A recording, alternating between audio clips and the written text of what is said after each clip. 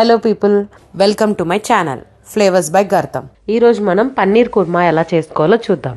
నేను ఒక 1/2 kg పన్నీర్ తీసుకున్నాను. దాన్ని క్యూబ్స్గా కట్ చేసుకొని దాని తర్వాత మిక్సీ జార్లోకి 4 to 5 పన్నీర్ క్యూబ్స్ వేసుకున్నాను.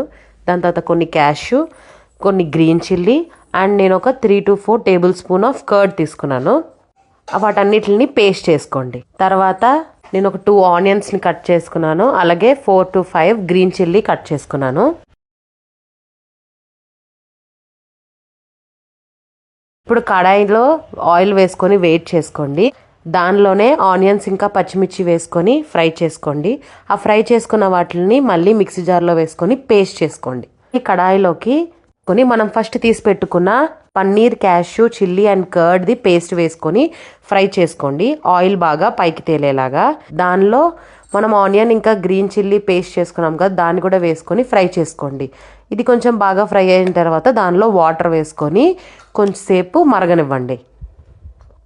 కొంచెం బాయిల్ అయిన తర్వాత jeera powder, dhania powder and black pepper powder వేసుకొని బాగా మిక్స్ చేసుకోండి.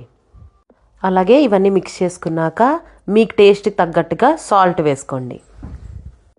ఇవన్నీ బాగా మిక్స్ అయ్యాక మనం పన్నీర్ వేసుకుందాం. బాగా ఆ పన్నీర్కి మంచిగా కోట్ అయిన తర్వాత మనం కట్ చేసుకున్న ఆ పచ్చిమిర్చిని కూడా వేసుకొని ఒక 5 minutes కుక్ చేసుకుందాం. 5 minutes కుక్ చేసుకున్న తర్వాత కొంచెం కొరియాండర్ని చాప్ చేసుకొని సర్వ్ చేసుకోండి. అంతే, మన పన్నీర్ కుర్మా రెడీ అయిపోయింది.